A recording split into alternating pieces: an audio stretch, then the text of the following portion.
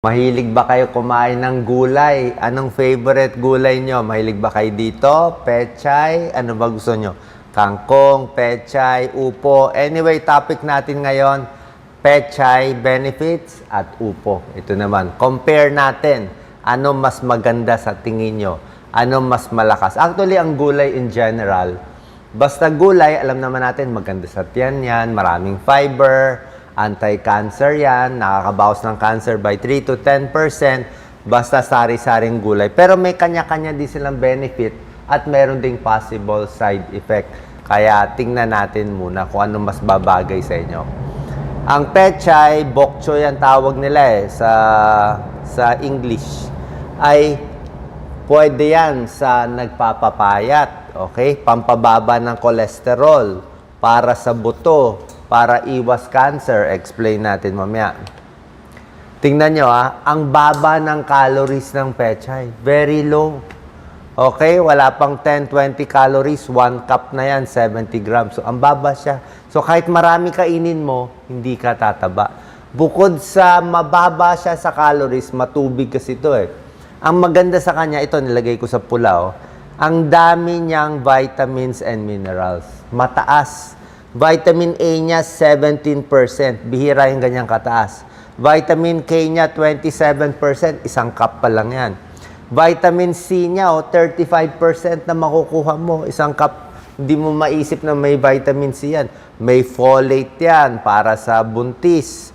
May selenium konti, may magnesium, may iron, at may calcium pa siya, 6%. Marami pa siya ibang component, may manganese pa siya. So magugulat kayo, simpleng pechay, mabilis itanim, pero ang dami niyang vitamins and minerals. Low calorie, pampapayat, sugar-free, pwede sa may diabetes, fat-free, cholesterol-free. Ang favorite nating pechay, pwede kayong magtanim.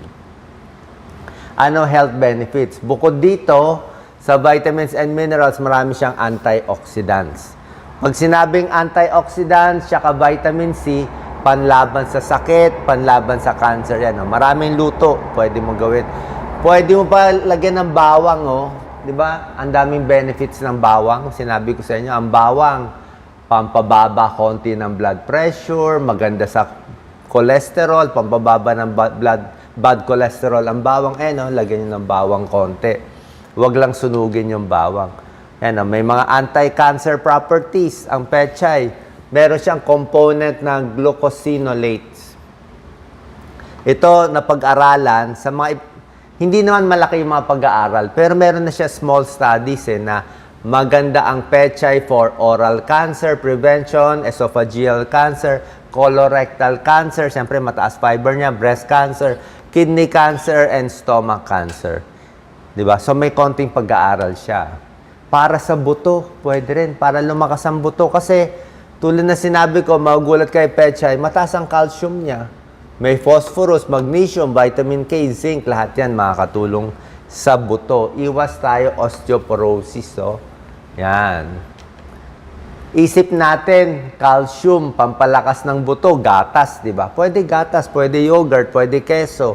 Sardinas, pwede rin calcium supplement. Pero tignan nyo, sa green leafy vegetables, so special mention ang bok choy or pechay. Nilagyan ko ng arrow.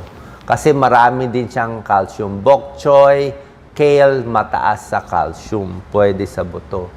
Kaya ang murang pechay, pwede nyo kainin. Tulad na sinabi ko, ang pechay, mataas sa potassium. May magnesium, may calcium. Lahat yan, maganda sa pagtibok ng puso. Diba? Kailangan mo sa stable na pagtibok ng puso bilang internist and cardiologist. Linya ko po to. Pag nagkulang ka sa potassium, sa ibang electrolytes, magloloko tibok ng puso Saging, maraming potassium. Patatas, maraming potassium. Pechay, marami din siya. Isa pa maganda, ang pagkain tulad ng pechay na mataas sa potassium, pwede makatulong sa blood pressure. Hindi ko sinasabi bababa yung blood pressure agad, pero at least hindi siya tataas. Kasi, pag kumain ka ng pagkain mataas sa potassium, mas mababawasan ang sodium sa katawan. Ganun yun Sodium and potassium, merong parang palitan yan Mas marami kang potassium sa katawan mo na kakainin, bababa yung sodium. Pag bumaba yung sodium, mababawasan yung manas, mababawasan yung high blood. So may tulong siya sa cholesterol, may tulong siya sa blood pressure, may tulong siya sa puso. Side effects, halos wala naman. Meron lang kasi isang pag-aaral, may mga gulay lang kasi na pag sinobrahan mo, pwede lang makasama konti sa thyroid eh. Di ba may sinasabi na pag maraming broccoli, bawal, pwede naman basta niluto mo yung broccoli, 1 or 2 cups. Sa pechay, ganun din. 2 cup, 3 cup ng pechay, walang problema yan. May isang pag-aaral lang, may isang tao, isang babae, kumain siya ng hilaw na pechay eh. Kinain niya hilaw, 14 cups every day for siguro 6 months. Nasira yung thyroid niya. Hindi naman tayo kakain ng ganong karami. Diba? Impossible naman. So para sa akin, halos walang side effect itong pechay. Ang dami pang proven benefits. Next, tingnan natin ng upo. Tingin nyo ba may benefit ang upo, di ba? Matubig lang siya, parang walang laman. Pero ang panalo naman sa upo, uso na pala siya sa traditional medicine. Sa traditional medicine, siguro pampalamig. Kaya pag may lagnat, binibigay upo. Pag may ubo, may hika. Actually, upo, puro tubig yan eh. Puro water yan. Siguro tubig kailangan sa lagnat, sa ubo, pampalabnaw ng ubo at pampababa ng lagnat. Although ang upo, marami ding vitamin B and vitamin C, kaya huwag niyong mamatahin yung upo. Yan, no? Low in saturated fat, low cholesterol, yan, no? Mababa rin sa calories. Tapos pag chinek mo nutritional value, ito yung mga red, mataas siya. Vitamin C, calcium, potassium, at iba pa. Meron din. Although, mas marami yung sa pechay.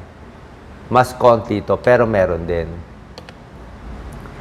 Ano lang ang pag-aaral ng upo? Actually, basically, as a gulay, pwede siya for diabetes. May konti pag-aaral, kaya lang animal studies eh. Pero, by theory, sa pag-aaral, okay ang upo kasi matubig siya. Marami siyang fiber, wala siyang asukal. So, pwede siya sa diabetes. Kahit uminom ka ng, ito, juice, oh. Upo juice. Gino-juice pala siya, oh. Ayan, oh. Pwede siya sa diabetes. Hindi nakakataas ng blood sugar. Nagpapapayat, pwede rin. Bakit? Mababa na nga sa calories. Puro nga tubig, eh. Maraming fiber, di ba? Para mabusog ka. Low fat siya, low cholesterol. Walang cholesterol, low fat. Pampapayat, pwede. Diba? Imbis na soft drinks, no, for weight loss, so upo.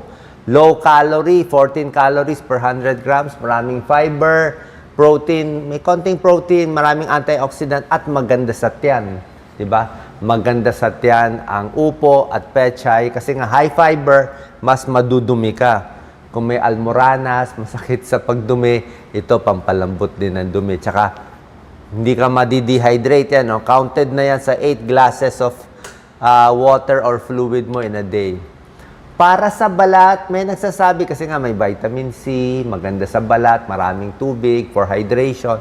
Although wala pang malaking pag-aaral. Pero wala akong nakita malaking pag-aaral, although marami nagsasabi na pwede rin sa balat. Pero I cannot prove it, kaya nilagay ko question mark.